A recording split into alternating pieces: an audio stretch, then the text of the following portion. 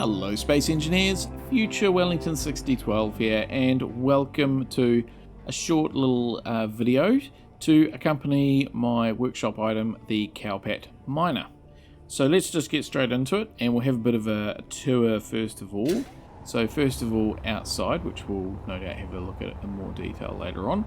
But yeah, hydrogen powered, and we've got some drills on the front, 2 sets of drills. Interesting. It's got a bit of a party trick, this, so yeah, this is why I've done this video, because I feel like I need to kind of explain how to operate this. Yeah, subgrids also, so yeah, you really do need to kind of paste it in creative mode in order to get the works of it.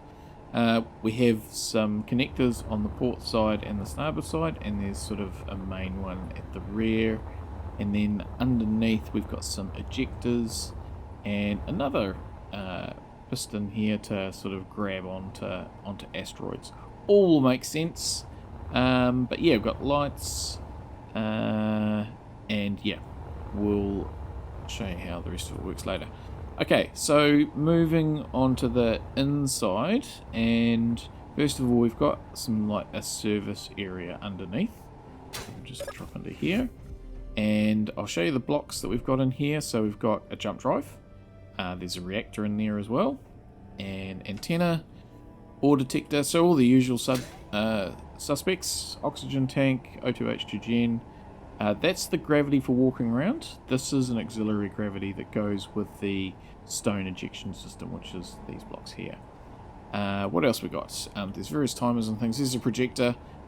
The blueprint for this is built into that projector, so when it turns on, if you have a bit of a ding, you can it'll already be in there. Well, the main grid, not the subgrids, so you can sort of just repair it quite easily. And we'll go over the other side instead of trying to navigate our way through the middle. So these doors are on a timer. They'll just shut automatically every 30 seconds. There's a sensor for the main door that we'll have a look at in a second. Remote control. Here's a cargo container, so hydrogen tank was on the other side. There are also gyros, so there's some at the front here, and there are some more auxiliary ones as well. So when this cargo container, using an event controller, when the cargo container is like a certain percentage, I think it's 30 or 40%, it will turn on an additional gyro, and when it fills up to like about 75%, it'll turn on another gyro. So it's just a way of keeping your gyro power up when you get more mass on the ship. So that's an automated system. So there's a few automated systems on this, which we'll have a look at. Let's head back outside, and we'll go into the main sort of habitation or control area. So yeah, sensor on this door, and we've got the armory here, which Future Wellington blue. So actually, turn around.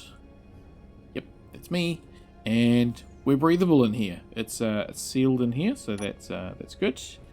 A little bit of shrubbery, and yeah, a little coffee alcove for when you're on duty up here. Captain's desk, plushy, and yeah, there's the helm. Down here is the sort of living quarters. So it's a one-person operation. This living quarters, so the usual toilet, shower. Got a medical station which is piped in, so we can get oxygen and hydrogen out of there. There's our bed with our plushie. Some fishies. Hey fishies. Somewhere to sit and eat and do some work. Kitchen, full kitchen, and entertainment center. So yeah, that's just a spare programmable block. So if you want to put something in there, you can. And that's the inside. So using these new blocks, quite like it. Get a nice view out the window. Hint, hint, nudge, nudge. And yeah, so that's that. Right, let's jump into the control seat, and we can set up sort of things. So you'll note that there's a whole lot of toolbar information in here. So I have noted down all the different toolbar things that you can do. So going through them, there's the first one, second one, third one, fourth one, fifth one, and sixth one. So the first one is your general stuff. Toolbars 2, 3, and 4 are pretty much for the mining, and 5 is just the general things that are all turned on automatically anyway. And number 6 is the locking functions for your side connectors. So going back to the first one, so the first thing that we will look at is there is an automated startup and shutdown procedure. So just pressing the timer in the number 2 slot, currently everything's all shut down, it's on recharge, tanks are on stockpile, all that sort of thing. Once I press number 2, then we automatically start up and everything's going. We've got the navigation lights, we've got the spotlights on, hydrogen's all sorted, so everything's all powered up.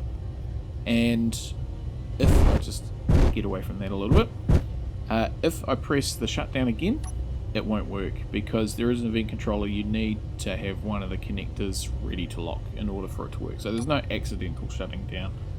And then yeah, backing up, we do have a camera which is offset to the right hand side of the, or depending on which way you look, as you see it on the right, from looking at it, it's on the left. But yeah, we can line up with sort of an imaginary middle of a block next to it and try and get in the right place. This must be off a little smidge. There we go. And so now that we're lined up, we can press number 2 and it all locks up and shuts down. So that's a nice little feature that's built in. It's put everything on recharge, turned off the reactor, all that sort of thing, so you can just sort of pretty much walk away from it. Right, so let's go back into here, into that view. We'll start up again and we'll just get going. We'll head over to some iron on one of these asteroids that's over here somewhere. Let's just do that. Okay, over there. Right, so jump into the jump drive and let's just do the coordinates. Coordinate there, and then ready, steady, jump. Yes, away we go. And then we'll go through the mining setup.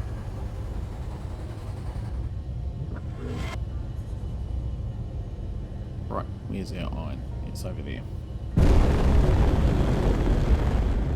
So in that number 1 slot, we do have the back thrust turn off, so that way we can coast but sort of still maintain a little bit of control instead of what you can do with the dampers off. Let's get close to this iron deposits and then we will start to get to work. So if we go into the number 2 slot, and if I just look down here, you can see we've got the piston locking foot. There's a couple of options there, and then we start to do the drill grabs. So it's all lined up kind of left to right on the toolbars in order that you kind of do things. So we'll go back to the external view because that gives a better idea of what's going on. So first of all, we'll extend out the locking foot, and this we can grab onto the asteroid with in order to make a pilot hole. So if we move, get that fully extended, and then we'll just get close to it, so we just kind of line up in the middle. And we're in the middle? No, we're not in the middle.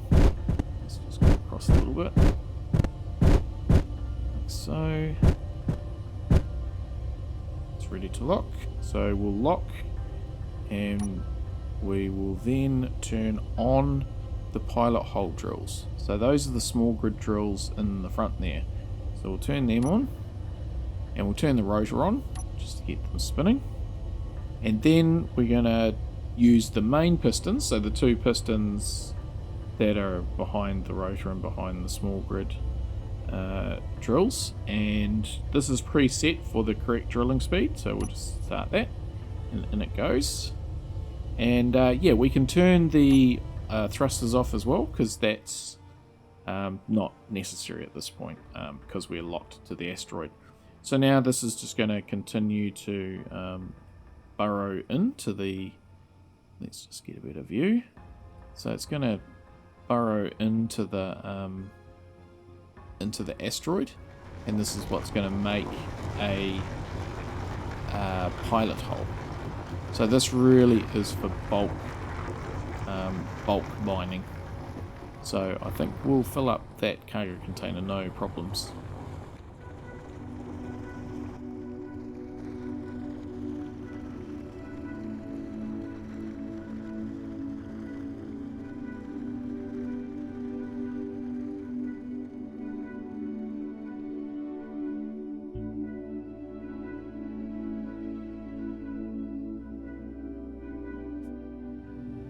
Right, so our pilot drill is fully extended. So if we go into here, you can see that we've actually already got quite a bit of iron already, which is good, but that's nothing compared to what we're going to get. Let's jump into this camera again and have a bit of a closer look. So the next thing that I'm going to do is I'm going to turn the drills off, and I'm going to turn the rotor off. And then I'm going to, pressing the number 8 button, is going to extend these 4 pistons. Now, at the end of each of these pistons, there is a magnetic plate, and when that locks, each of these event controllers independently for each of the 4 will turn off the piston so that it won't overdo things and cause bad things. And that'll lock us in. So let's press the 8 and we can just see those extend out, and as soon as they make contact they will turn off, and it's off. Cool. So now this is all locked in to the bottom of the pilot hole. So now we'll go into the next toolbar, number 3, and we're going to unlock this one, and we're going to get that out of the way, and then we have our setup ready for mining. So I'm going to turn on the main drills, like so, and I'm going to turn the rotor back on,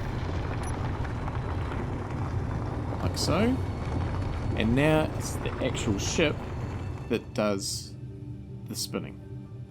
So yeah, that's that.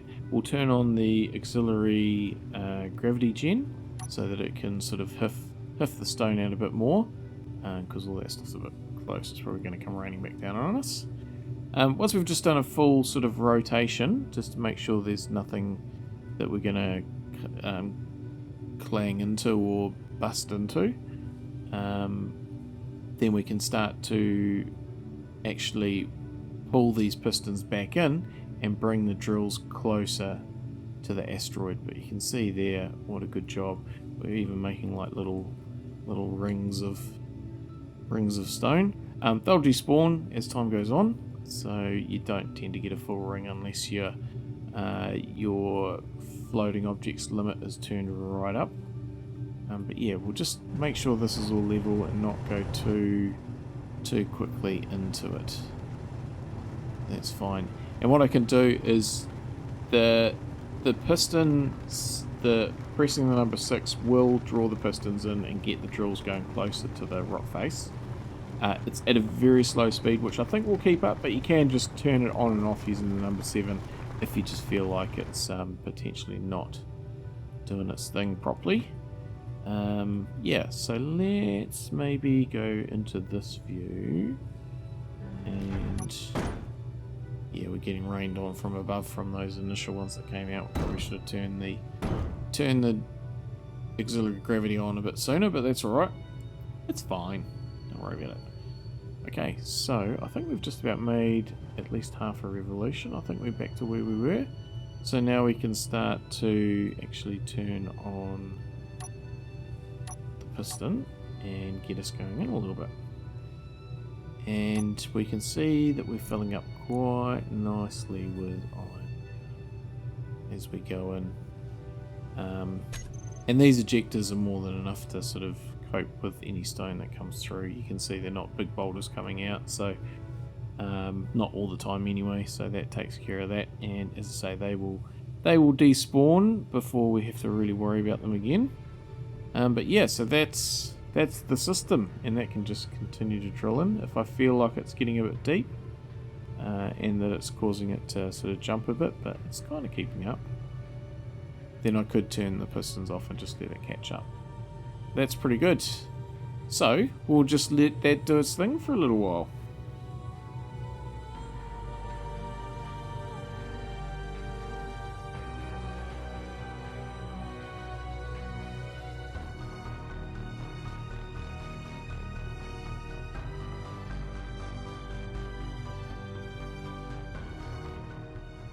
Oh, and we are full.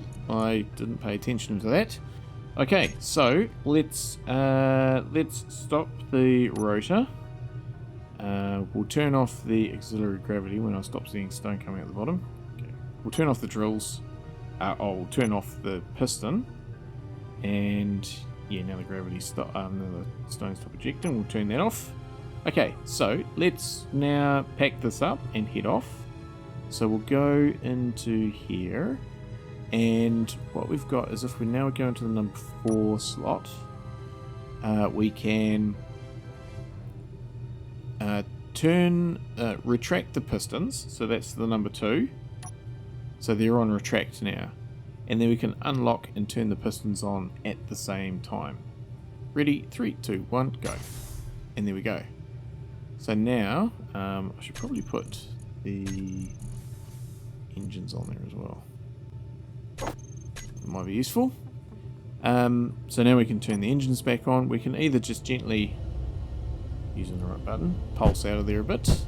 But we've also got the, we can retract the pistons as well. So we can do that, and that will get them out quite quickly. We'll need to get the FA camera. Try that one. Yep, so that's that. And then we can go back into this view. And even though we have a very heavy load of iron on board, we are, it's still pretty agile, this. Yeah, the hydrogen engines do a good job. So so that's that. That's my Cowpat rotary miner.